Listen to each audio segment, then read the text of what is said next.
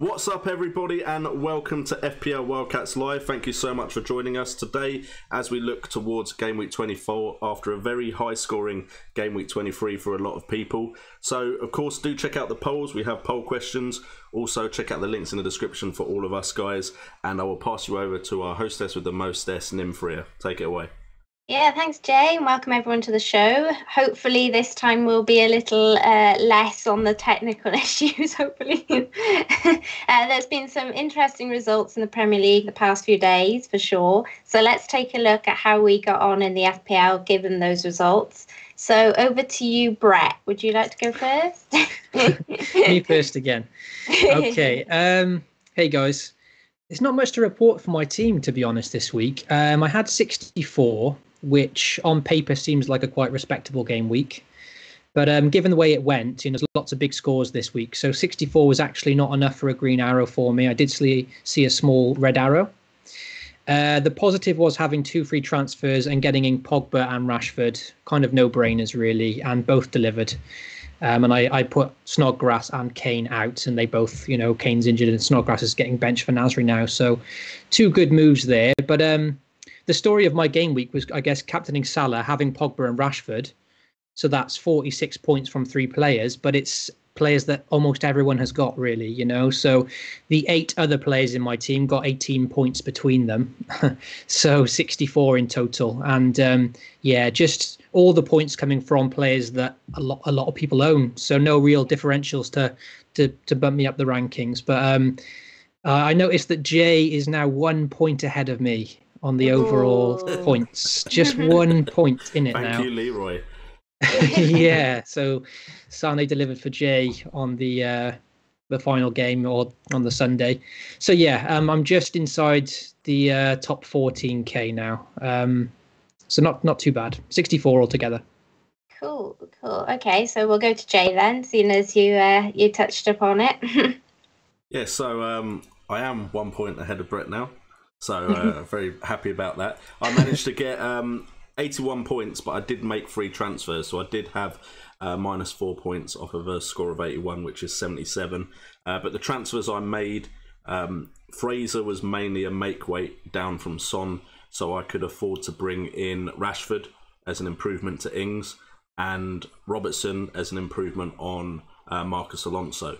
And overall, I got 10 points more than I would have got anyway, even including the minus 4. So the move made sense. And that did see me go into just inside the top 14k as well.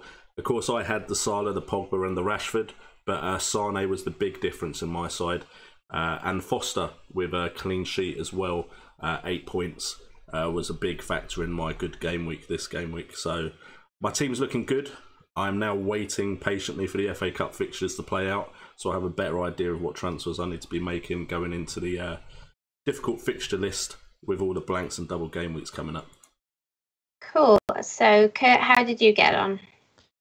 Yeah, I spoke about me being quite confident, I believe, in the last stream, and I only got 50 points, 3 below the average of 53. But it was a game week that it obviously wasn't meant to be. Digne with the -1, Alonso sticking with him and him hitting the post. Hazard once again blanking or producing, points that I've been going on about Salah for the entire season, not getting points worth his price. And Hazard is falling into that bracket, which is rather disappointing. Doherty was benched. Aubameyang, granted, played in a Arsenal side that won 2-0, didn't get any goals or assists. Lacazette did.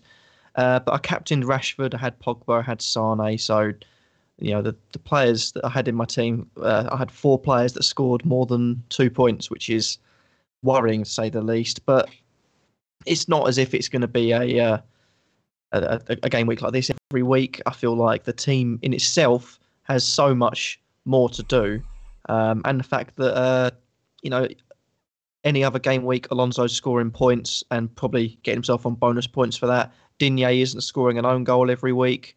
I'm just glad I didn't go with a risky transfer, which was to bring in Fernando Llorente, because I was going to do that, and that would have been really, really silly.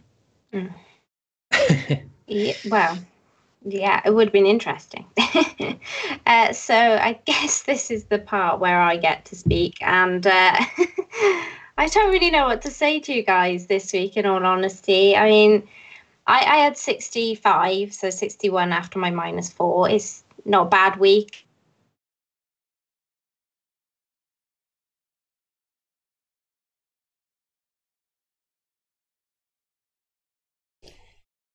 Yeah, I think we've lost you there.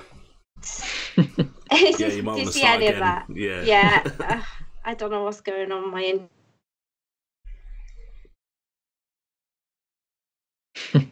More technical difficulties. This time, at least, it's not me. It's not my fault this time. She didn't want to talk about her team. She's just pressing buttons on her modem or on her router now. Just crumpling up a piece of paper. You're breaking up. You're breaking up. Not happy with the side. Just not happy. Bear with me. I'm going to see what I can do. Jay, do you want to stick my card up? Yeah, cool. Cool. And I will just bring up the show notes and I'll try and take it from here. Jay, with your team, have you still got Callum Wilson then, by any chance? Or no, Callum Wilson has gone. Gone. Fraser is back, but yeah, nice, back on Fraser. He was mainly. I was looking at my side, thinking I wanted Trent, and then of course there was all the issues with Trent Alexander-Arnold, and whether he was going to play, whether he wasn't going to play. And I looked at the other players that I know I want in the future. Ricardo Pereira being one, and thought the fixtures aren't right just yet. So how do I make the move of Rashford coming in and an improvement on Alonso? And the only way was to have a downgrade on Son. So Fraser was the choice because, fingers crossed, unless something unlikely happens, Bournemouth should be playing in Gameweek 31, which is a blank game week for a lot of sides. So I thought Fraser would be a good player to bring in for that. It's earlier than I would have planned on doing it, but it's what allowed me to have Rashford, and so many people own Rashford. I thought, you know what, I need to bring him in. So that is why we went with that. Okay, I think I'm good. I'm still a bit glitchy, but we can give it a go. Cool. There you go, guys. Nim's back. Hi. So sorry about that. I generally do not know what's going on with my internet tonight. It's always been fine. But yeah, I just feeling very deflated. I'll do a video later in the week dissecting my team, really. Like Brett, I got a very small red arrow, but on a very high score. So it's really difficult to feel, I don't know, okay with it when you know it's a good score, but then you still see a red arrow. It just feels like you're not really getting anywhere or doing anything. My defence was just a bit of a shambles apart from Robertson. My midfield was a mixed bag. Salah and Pogba, pretty much, as you say, everyone's got them and they're the ones that got the points. And my choice to go premium forwards yet again has let me down. Basically, they're just getting about the same amount of points as budget forwards are, if not less, to some extent. So I don't really know what else to say on my team. I look at my team for this week and it looks pretty damn sexy, but then I thought that last week. So now I'm a bit stuck because I probably should have moved money into midfield while I had the chance. I was waiting for the opportunity when Kane got injured, and I had the opportunity to do that and I didn't take it. I went for Aguero instead. And so now I'm kind of stuck thinking, do I recorrect the decisions I made straight away, or do I wait it out another game week and see what happens? But you've done that earlier in the season, haven't you, where you've literally reversed your transfer the week after and it paid off, didn't it? It did, yeah. I think it was like Wilson, wasn't it, or something like that. It did pay off instantly. And the transfer I was going to do this week was Jimenez and Sané. So it was a big difference in price for me, really. So it's and Jay told me not to do it, so it's all his fault. Throw under the bus there. Hey, but opposition. I want to win. I want to be the best Wildcat. Don't ask me for advice. For anyone watching that owns Callum Wilson, you can thank me for the points as well. I benched him this week, and of course he scores again. Every time I bench him, he scores. So you're welcome. Cool. So shall we go to some questions in the chat? If there Yes, yeah, of course. Get your questions in, guys. I've got plenty here, but obviously, drop your questions in and I'll note them down. So John Chappell wants to know what our thoughts on Jota is now, Diogo Jota, after that hat trick. Should we be getting him in, or is it more of a wait and see? What do you reckon, Jay? It's one of those really difficult situations because it depends who you've got in your side already. I cannot bring myself to have 3 Wolves players again after how badly it went earlier in the season. So I've got Doherty. That's the defensive cover. Wolves do have a nice fixture list as well. I believe it's West Ham, nice Everton, fixtures. Newcastle, Bournemouth, Huddersfield and Cardiff. So I need to know if they're blanking, if they're not blanking, all that kind of information. But the fact I have Jimenez, unless I can see a replacement for Jimenez, which would then make me look at Jota, I don't think I will be looking at Jota. But if you don't have Wolves cover and you like those fixtures, Jota would be a big differential. If he does keep that form going, he did seem to be playing very, very advanced, almost alongside Jimenez in that game against Leicester, then potentially you could get onto a player that could really change your season. So I like the look of him in that game. It is one game, so I always take one really good performance with a pinch of salt. We all expected him to do so well at the beginning of the season, but he's someone I'm keeping my eye on, but I would need to find a replacement for Jimenez. And right now, unless Bournemouth were a team I was going for, which could be the case with the fact they don't blank in Gameweek 31, Jota isn't someone I'm looking at, but he definitely looks like a promising player. Hypothetically, Jay, if last game week you had to downgrade Son and you brought in Fraser as a more budget option, hypothetically, if that situation was now this week and you had to downgrade Son, would you go Jota over Fraser now? Probably not, purely because the idea for me would be if I was going to get Jota in now this week, it would probably be for Pereira. But yeah. Last game week, the reason for Fraser coming in was the fact that I knew they didn't blank in Game Week 31, or they're very unlikely to. Yeah, that information helped you. So that probably wouldn't have affected my decision. Of course, now the fact he's scored so many points, he's a lot more on my radar than he was, though. So as soon as I know more about the Wolves fixture list, then I'm more likely to jump on Jota. Sure. And anyone else? Any thoughts on Jota? He trolled me horrendously at the beginning of the season, and then I think I sold him just as he started to do well, and then he got injured, and now he seems to have come back looking like the player he looked just before he got injured. And he did have a good string, I think, of good points before he got injured. So he could be potentially back to the sort of Jota that I think was touted pre-season and the reason why I got him in my first draft, I think. But yeah, I'm not. I like Jay have Fraser now, so with the news that we know, I think I'll probably stick there a little bit longer and see what happens before jumping. What do you reckon, Kurt? I mean, with a player just banging a hat trick out of nowhere, would you consider him straight away, or is it more of a wait and see, do you reckon? It would sort of, it would, my ears, I couldn't think of the right word, my ears would spring up. Sort of think, I've got to listen to this. What are these? I don't do myself any favours sometimes. It's one to sort of sit down and take note. This season, I just looked on the website, 5 goals, 3 assists. The problem is that game week 1 he got an assist. Then there was no goal involvement from what I can see until game week 15, where he put in 3 good performances. Injured, recently come back, grabbed 3 goals. I wouldn't say this week, but I think bearing in mind they will have a game week in the future, maybe just sort of sit on it, see how he does against West Ham and Everton, who, granted, could be 2 games he would be looking to score in. I like that West Ham fixture. I do like that fixture. Yeah, and they're not in the best of form, West Ham. No. Which is the best thing. But it's interesting because I've got Felipe Anderson who hasn't performed, Bernardo Silva I need to shift out for the blank, Hazard who is edging himself close to the exit door. Having a cheaper option of free up funds to potentially get a bigger player in, not Salah.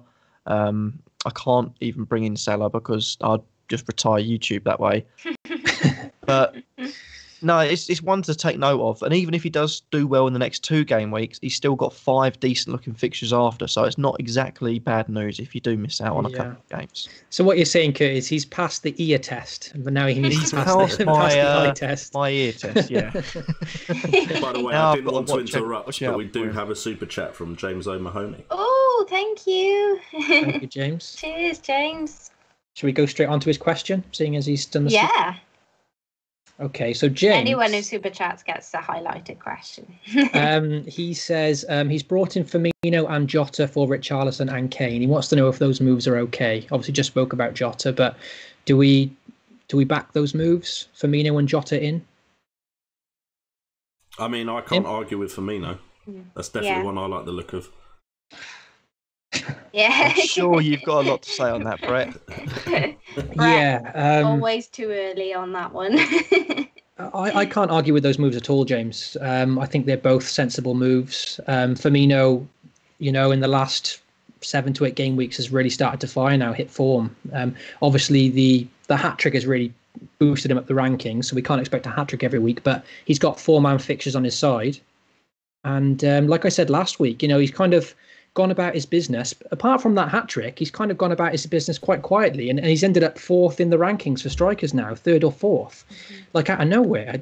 I just didn't expect that, given his early... out of nowhere. Yeah, given his early season form, I just didn't see that, and he's providing good value and great fixtures too, so I think that's a good move. James, obviously Kane's injured, so it's a bit of a no-brainer to get rid of him. And yeah, for Richarlison, I mean, look, I'm stuck with him, Richarlison, and there's no doubt about it, he's underperforming. And 2 game weeks ago, I said if he blanks at home to Bournemouth, which on paper looked a very nice fixture, then a lot of people would be looking to ship him. And that could have been the time that I should have got rid, maybe, which probably a lot of us are thinking, but we're holding on just because of these continually good fixtures, But even in good fixtures, he's just not delivering. So I think both moves are very sensible, James, to be fair. I can't really argue with them. Agreed. I think Firmino's a definite shout. I definitely considered him myself last game week, but it just didn't really... It was kind of premium up front again, which is where I went in the end anyway. But it wouldn't have shifted enough in midfield for me. But that's the only reason why I didn't really consider him. But if Aubameyang was to continue kind of being as iffy as he is, he would be a definite nice swap. Put it that way, for the extra cash. Just quickly, Nim, just to mention, Jay in the chat, we're getting some echo, just so you know. So I don't know if you want to get your concentration face on. Oh wow! Try and get that fixed. He must have clicked one of the microphones on again. We go all darling. I had to reset Kurt because Kurt's camera was doing the dance again. Be sure to let us know in the chat, guys, if it's fixed now. That would be really helpful. That should be. Thanks for sticking with us, everybody, through all of these technical issues. We're learning all the time. Obviously, this is quite new for us, and the setup we have is quite new to Twitter and YouTube and FPL. So and damn Skype changing everything. Yes, we had it all perfect, and then one of our softwares went a bit haywire, making us do an update that we didn't need to do or want to do. So bear with us. Cool. We're getting there, definitely. Jay says it's better now. So yeah, perfect. What I wanted to say just quickly as well for James, obviously bringing in Firmino and Jota. The one thing I've tried to focus on this season with my transfers is trying to give myself as less headaches as possible further down the line. So I know that sounds obvious in terms of looking at fixtures, but with Firmino and Jota both having amazing fixtures in the next 4 to 5 weeks, they are players that you can bring in and think, right, at least I haven't got to worry about those two for now, bearing in mind no injuries and stuff, which you can't predict, but at least you can just forget about them, and that's something I've tried to focus on this season. And granted, it doesn't always work out. They don't always perform well, but you can field them each week and focus on other parts of your team then. So, I would say good moves, James. Yeah, and Liverpool don't blank either, do they? So, he's just going to be... Absolutely. Well. Yeah, absolutely. Okay, I've got one here. Mac would like to know, is it safer to move to someone else from Hazard and Aubameyang? Chelsea as a team are looking unstable at the moment, and Aubameyang is missing so many chances. So what do we think? Kurt, would you like to take this one? Well, I own both, and they're a bit of a headache at the moment, I have to admit. They are... Because, well, you mean you've got 100 million at the start of the game. Hazard's 10.8, Aubameyang's 11.2. So together, they're 22 million of my 100 million starting price at the moment. And they're not showing... Well, at times this season, they've been phenomenal, but they're just completely out of form. Hazard, for one, I'm not particularly liking the looks of. I think this is his last season in the Premier League. I think the fact that Sarri has sort of gone off the boil a bit, and after the game against Arsenal, attacked his own players. As we know from Mourinho, that's never a good sign. And Hazard, being one of the bigger, if not the biggest player for Chelsea, could do a Pogba type thing, lower his performances. Not that I'm saying Pogba did that, it's just a bit suspicious. Oh, Just gonna controversial. allegedly, before Wildcats gets sued. He's always getting us into trouble. Whoops. But yeah, I have no answer, because at the moment you're looking at players to replace Aubameyang for.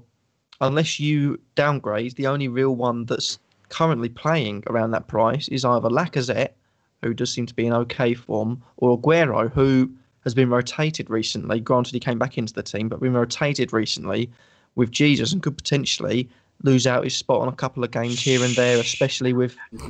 Sorry, Nim. Sorry, he will not lose his. He will not lose his spot. Thank you.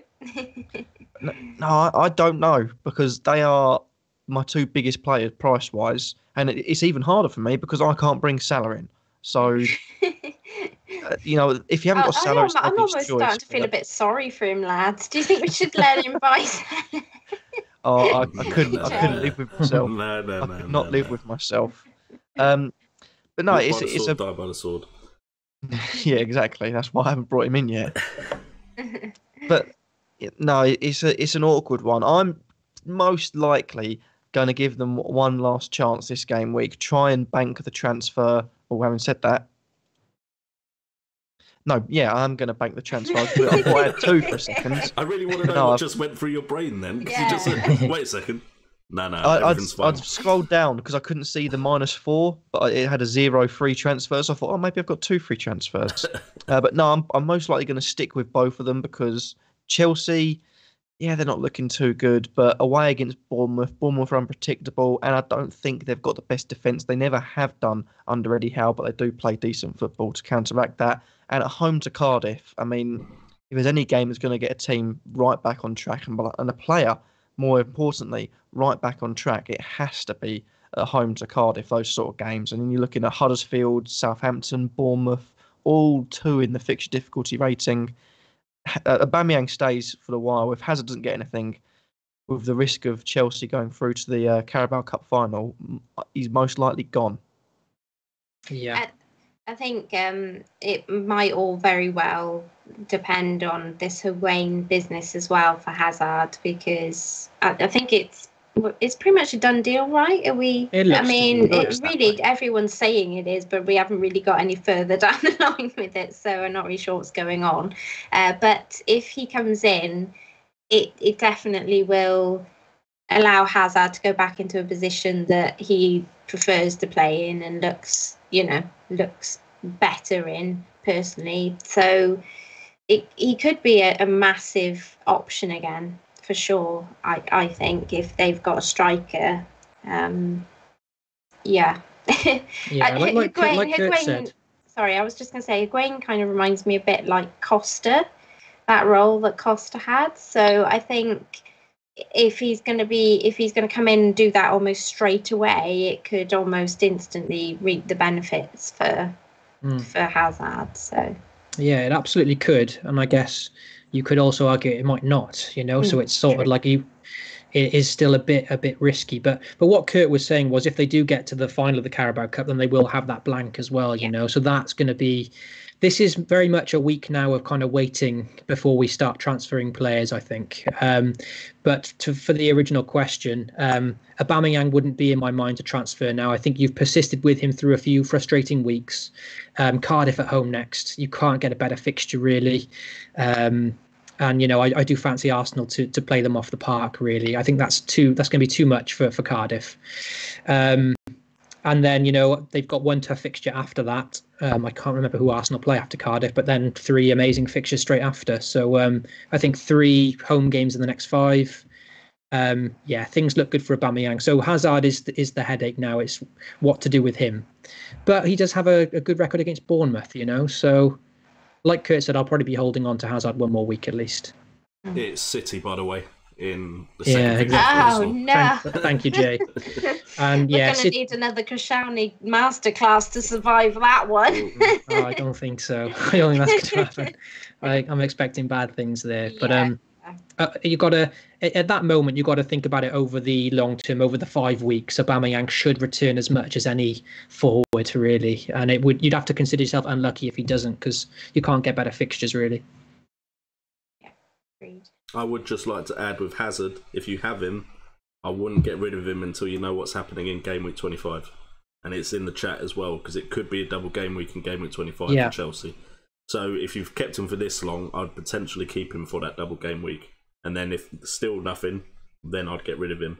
But I'm really wary of Chelsea. Just everything reminds me of the kind of behaviour of how they were at the end of Mourinho's reign. Yeah, we've seen it before. Conte's reign. It seems like these players do have the capability and the mentality to be winners, but then it can disappear so quickly. And I just don't understand Hazard playing false 9. I don't understand Kante, one of the best holding midfielders in the world, not playing holding midfield.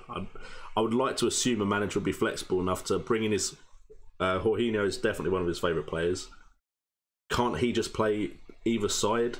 And Kante wins the ball, plays it to Jorginho, and Jorginho then begins to run the play like he wants. What are you calling him? Jorginho? That's how you say it. That's how you say it. Yes. I thought it was I always Jorginho. thought Jorginho. Like Jesus. That's how you say it. Wow. Would it not be Jorginho then? I don't know. Either way, it just sounds dodgy. Jorginho and Kante in the midfield. Kante. Jay, with regards to this potential double game week in 25 then, which is a possibility, apparently not very probable, but there's a chance of it, right? Is it the Carabao Cup or the FA Cup that would... It's the FA Cup. It's the FA Cup that has a factor on the game week 25. If Everton and Man City don't have to replay their ties, then that space is free for a postponed fixture to get put into. Now, they could, of course, move the postponed fixture from game week 27 to that area, which has been done before. But it would rely on both Everton and Man City 100%, and the same with Chelsea and, is it Brighton? Whoever they're playing. Sure. All those teams, they cannot have a replay, because the replay would be in that slot if they have to replay any of their fixtures. Yeah, sure. So who are we looking at besides Chelsea as a possibility in there then for a double? I mean, to be honest, the other sides for doubles don't look that promising as far as actual players that you'd want to bring in. I don't have it right in front of me, but if you give me a second, I should be... I can't remember. It's okay, sorry, I just kind of threw You put me on the spot. Chelsea would be Brighton Hove Albion. And Spurs would be Burnley. So, to be honest, I wouldn't be looking at Brighton Hove Albion, Burnley, or Everton, really. I mean, I suppose you could look at Everton, but I don't think their fixtures would be that nice for a double game week. Oh, yeah, because they've got City, haven't they, as one of them? Yeah. Yeah, sure. Okay, so like I was saying before, this week is very much let's hold on to our transfers, wait until all the cup fixtures, Carabao and FA Cup are kind of out of the way, and then sort of accepting the price decreases of Richarlison, Hazard, that kind of thing, taking those on the chin, and then having more information then to play with those transfers, you know, with the game week starting on Tuesday, isn't it, next week? So, yeah, very much a wait and see for the next 7 days or so. Should we Yeah, get another another question? question in the chat. Yes, please. Okay. Phil Potter wants to know. He wants to know from Kurt. Kurt, do you think it's time for us to get on this Salah train now? So I'm guessing Phil doesn't own him either. So, what do you reckon? Kurt's favourite part of the it feels like every week I lose another one of my Salah abandoners and Salah haters. And if he's one of the only ones left, my head is saying you're going to lose FPL points, but my heart is saying I can't lose another friend. No, not that I'm guilt tripping you into anything there. I'm just want to point that out. Comes across really bad. That was a blatant guilt trip right there. No, I've said it before in streams. Before the first 10, 15-ish game weeks, let's say roughly, for 13 million, he wasn't proving up to the price tag. A goal or maybe an assist. He needs to be getting double figures at least sort of 2-3 game weeks out of the 5, let's say. Now he's producing some good performances. Granted, I do feel like there's a slight worry with all the...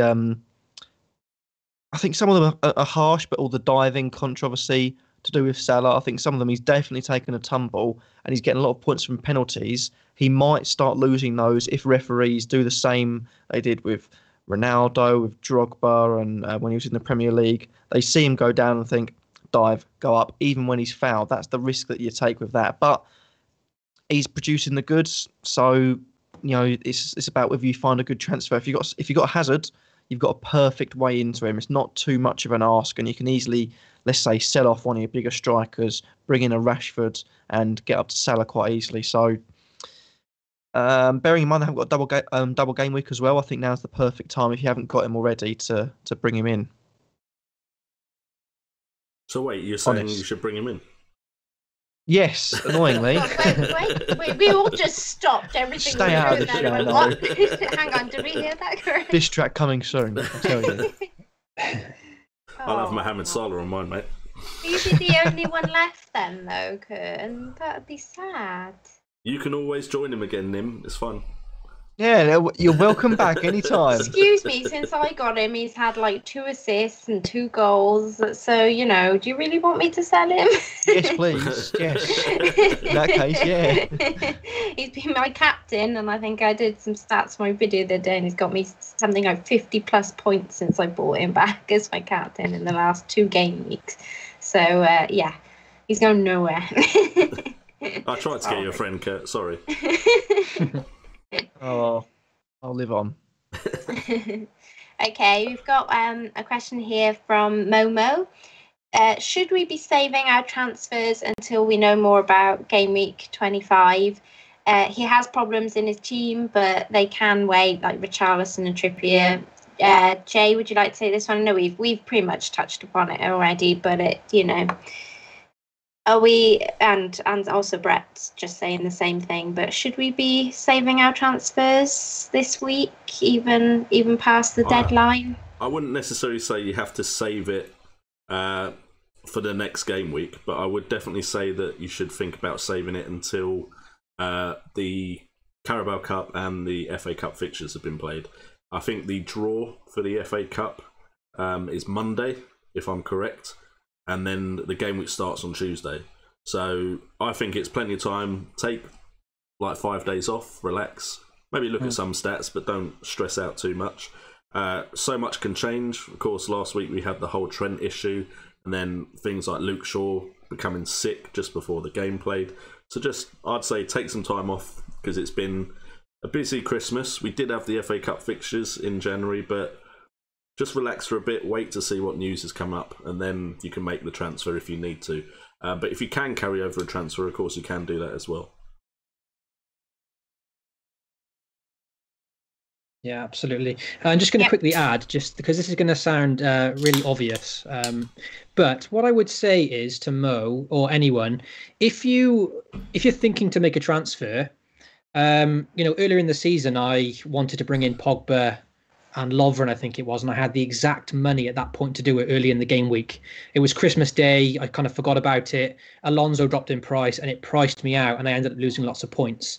So I would kind of, whatever it is in mind, whatever transfer you're looking to make, see if you can afford it first. And if you've got like 0.5 or 1 million or 2 million then saved, like enough to make that move, you haven't really got to worry about it then. There's no point. Granted, it's nice to have more money in the bank, but at least then you haven't got to think, oh my God, I'm going to be priced out of this move in a day's time, So the only way I would ever make an early transfer now is if I had to make it, the day of. Do you know what I mean? So I'm not priced out. So if you've got like, 0.5 left, then you can just wait the week, So just try and maybe, click the little X, cancel that player out, put the player that you want in, and kind of assess from there. Make sure you've got enough money for them. Does that make sense? Yes. Yes. Yeah, because otherwise there's no point like worrying about it. If you've got plenty, you can wait a week, and you might lose 0.1 million, 0.2 million on Richarlison, Hazard, a few underperforming players, but you're still going to be able to make the move that you wanted to in a week's time anyway, So ideally, it's great to have loads in the bank, but there's no point bringing in a player early when you don't need to, and then risk, the blanks, the doubles, more information in a week's time. So yeah, I think unless you have to do it the day of because the prices are changing, then just chill and wait. Cool. Do we have another question in the chat? Yeah. So Richard S wants to get Pogba. Okay. And he said, who should he get rid of to bring him in? Hazard, Martial, or Richarlison? What do you reckon, Nim? So Hazard, Martial, or Richarlison to get in Pogba? Okay, I think maybe wait on Hazard week, as we've already touched upon. It's difficult this. I'd be inclined to go Martial, so that you're not kind of doubling up on the United midfield. I was actually just chatting earlier on to at McTavius about the whole Martial thing. And he looks like one of those players that can just at any point can go nuts, because he's always like there or thereabouts in the box. And I think he hit the post in the match on the weekend. And of course, we know he can go on a run of really good points. So he's a tough one to sell. I could see why you'd be stuck there, but I also feel like that's exactly the same for Richarlison. So that is a difficult one. I think I'd be like to say do like for like, go United to United, and then reassess, and then maybe Richarlison can move to somebody else a bit for maybe a week or so down the line. Would be. Maybe if Chelsea have a double game week, you could be looking at a Pedro or a Willian. So, I've been keeping my beady little eye on those two because they're quite cheap. And, it doesn't mean trying to squeeze Hazard into my team somehow. So, yeah, that's what I would say. I think like for like, possibly in that situation, though I could see why you would struggle getting rid of Martial, because he definitely does look quite dangerous at times. Yeah, sure. What do you reckon, Jay? Oh, get rid of Richarlison. He doesn't like Richarlison. I feel like there's an agenda there. like you don't want Salah in your side. I think I'm done with Richarlison from now on. He gets lots of chances, don't get me wrong, but he's worse than what I'd say Aubameyang is, because when you look at Aubameyang's underlying statistics, there's chances on target. Some of the chances he's taken, like that bicycle kick attempt, aren't the easiest to score. And then I look at someone like Richarlison, and he doesn't seem to be involved a lot of the time. I don't like the fact that this has happened to him a season before. So I'm worried about that Everton side in general. I really like Digne, which is why he's still on my side, because twice he's come through with really good points for me. I'm not expecting it every week, but it's happened. But for me, he doesn't fill me with confidence when I watch him play. And if I look at the Twitter community when he is playing, there's such a disappointment in him when he does blank and he doesn't perform very well. And even when he scores, it still seems to be disappointment from people that own him and are watching the game. Now, that's ridiculous. he like scores 1 goal and like, is that it? You've had 10 chances this game and you scored once. I'd be happy if he scored me a goal, to be honest. Yeah, right now, I'll take any point. That's because he hasn't for a while now. That's the problem. But Did you say there's a chance he might have a double, though? Yes, but one of those games is Man City. Yeah, plus that'll be post blank anyway, so you'd have to kind of hold on to him to reap the rewards of that. So. Cool. All right, should we shoot on to another question? Yep, we can do. What I just actually really quickly add to with Richard's question is like with Martial and Richarlison or any players, when you're kind of weighing it up, like you kind of need to accept that either one could burn you. You know, that's something I'm trying to teach myself. Like you've got to drop one. You need to accept yourself that either one could end up really punishing you. You just, you know, maybe look at it in 5 game weeks time and think, who would you rather over the next 5, you know? I feel like that's going to happen with Aguero. Yeah. Awkward situation of now having him and feeling like I don't want to get rid of him again now, Aguero is like, I had that issue earlier in the season when I had Salah, Sterling and Hazard. I had all 3. This is when I was really light up front.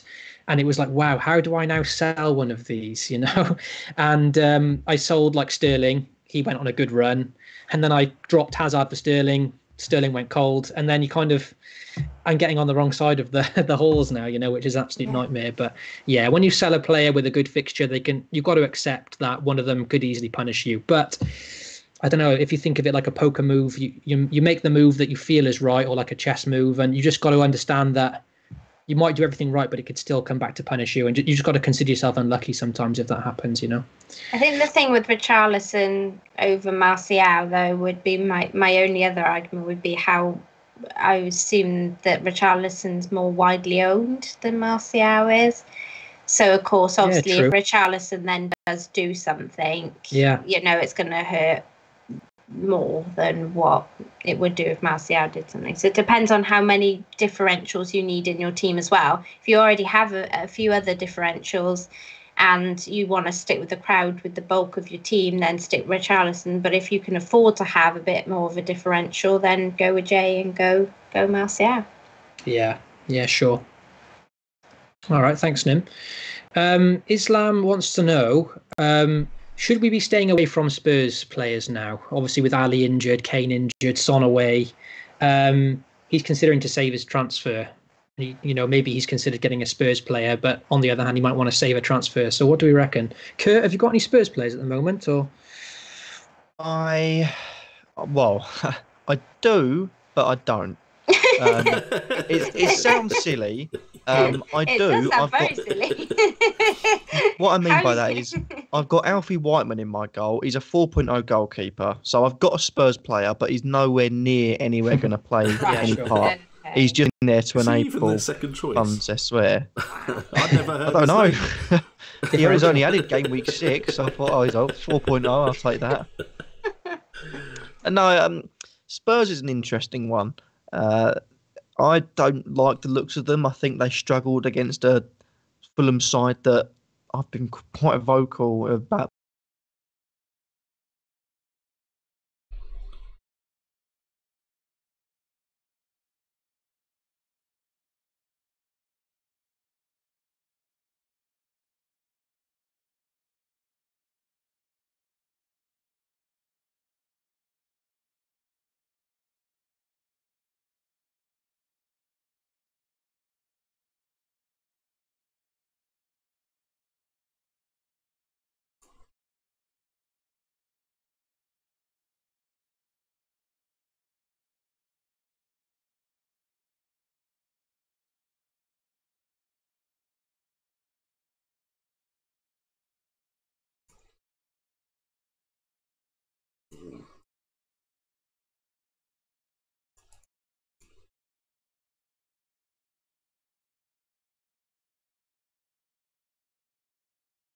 We are live, but for some reason Skype disconnected and now I don't have you guys on the stream at all.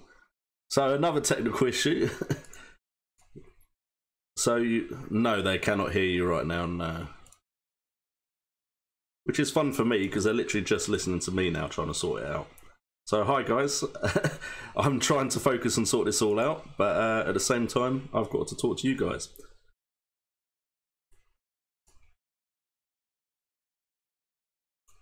Potentially.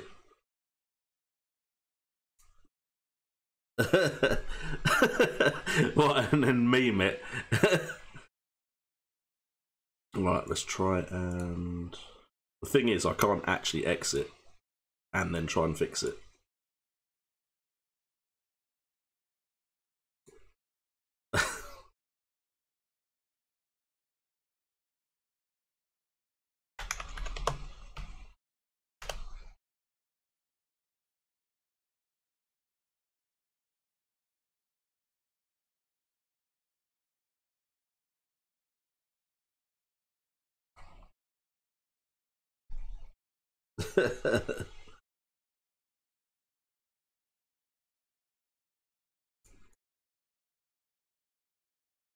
I'm trying to, but it's a bit hard to multitask, guys, while I'm trying to like fix the cameras. It isn't actually picking up your cameras at all now, which is fantastic. And to be honest, it doesn't even recognise that Brett is in the Skype call. What we'll do, guys, I think the best thing to do is if I try and fix this off stream, and then we can try and restart it. Because otherwise it's just going to be me focused on trying to sort this out. So guys, we may be back shortly. Hold on, I'll try and get us back up online as quickly as possible.